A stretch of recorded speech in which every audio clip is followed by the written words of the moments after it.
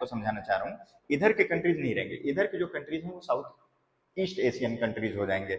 अब इसमें कौन आएगा, इधर से श्रीलंका भी आएगा, यहाँ से मालदीव भी आएगा, यहाँ से नेपाल भी आएगा, यहाँ भूटान भी आएगा, और इधर का जो है देखेंगे तो पाकिस्तान भी है और अफगानिस्तान भी है और इंडिया है ही।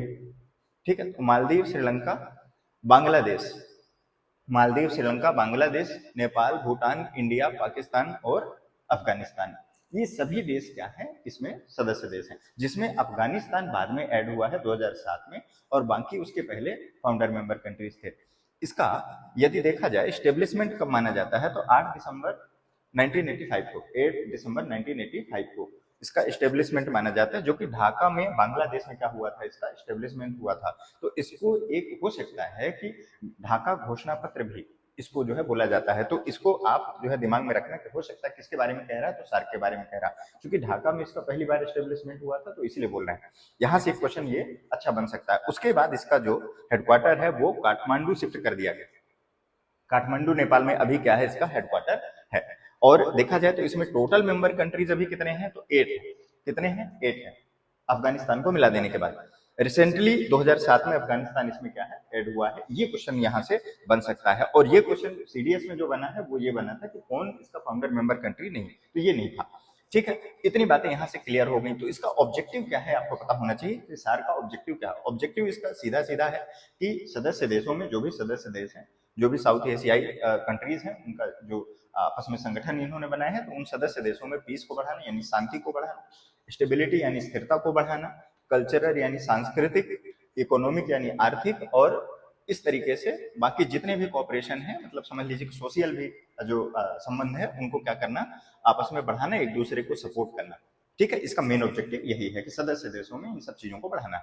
इसका जो नेचर है, ये नेचर भी क्वेश्चन चूंकि पीवाईक्यू है पूछा हुआ है, तो इसका नेचर कैसा है, इस संगठन का नेचर कैसा है, तो इकोनॉमिक और जियोपॉलिटिकल, जियोपॉलिटिकल है। तो इन दोनों को आप जो है ध्यान रखना, क्योंकि भारत और उसके आसपास के पड़ोसी देश इसमें शामिल हैं, इसलिए इंपॉर्टेंट हो जाता है भारत के लिए, एग्जाम के दृष्टिकोण से और ज्यादा इंपॉर्टेंट हो जाता है। इसमें फाउंडर मेंबर की बात करें तो ये फाउंडर मेंबर है, और इसमें जो है जैसे इंडिया, पाकिस्तान, श्रीलंका, भूटान, नेपाल, बांग्लादेश, मालदीव, इनको जो है दिमाग में बैठा के रखना है। और देखें इनमें बात करें तो इसमें एक चीज और जो है हो सकता है कि आपसे ये क्वेश्चन जो है पूछ ले, तो इस क्वेश्चन को भी हम लोग यहाँ पे देख लेते हैं। जैसे 21% इसमें पॉपुलेशन यदि देखा जाए तो 21% पॉपुलेशन यहाँ पे रहती है, कहाँ, ये कंट्रीज, सार्क कंट्रीज जितने भी हैं, जिसमें 8 मेंबर कंट्रीज हैं, उनमें टोटल वर्ल्ड का जितना पॉपुलेशन है उसका 21% यहीं रहता है।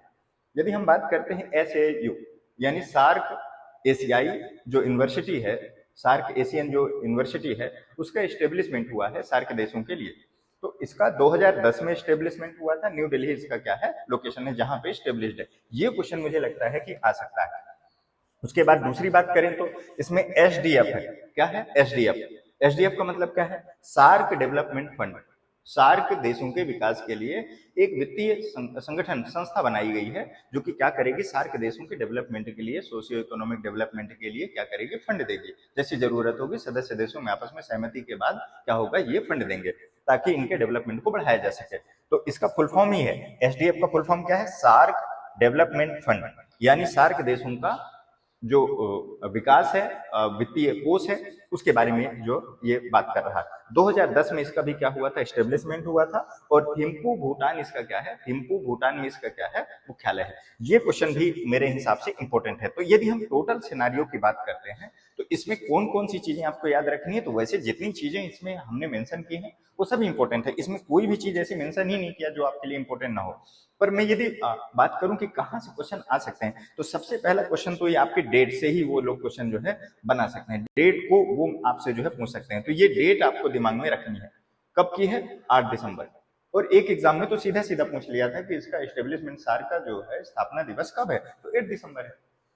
तो यहां से क्वेश्चन सीधा सीधा पूछ सकता है। Total member countries, latest member countries, headquarter कहाँ है, शुरू में हेडक्वार्टर कहाँ था, ये भी क्वेश्चन पूछ सकता है। ऑब्जेक्टिव क्या है वो भी पूछ सकता है। नेचर कैसा है ये भी पूछ सकता है। टोटल फाउंडर मेंबर कंट्रीज कौन थे, कौन सा है कौन सा नहीं है। अच्छा, इसमें दिमाग में ये बैठा के रखना है, इसमें से क्वेश्चन एक अच्छा बनता है जो ये क्वेश्चन पूछ सकता है कि सार्क मेंबर कंट्रीज में इनमें से कौन सा नहीं आएगा। तो म्यांमार का नाम आप ध्यान रखना, बर्मा या म्यांमार।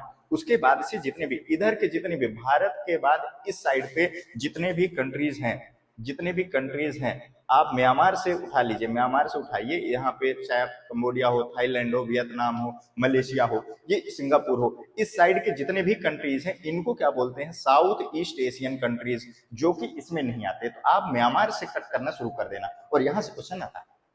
ठीक है, तो मुझे लगता है कि आपके लिए लास्ट टाइम के लिए बहुत वैल्यूएबल और बहुत ही शायद सार्थक सिद्ध होगा ये विषय, और ये टॉपिक आप जो है दिमाग में बैठा लो, यहाँ से क्वेश्चन आना तय है। ठीक है, आपने मुझे सुना, आपको उसके लिए धन्यवाद। ठीक है, नेक्स्ट वीडियो में फिर से मिलते हैं।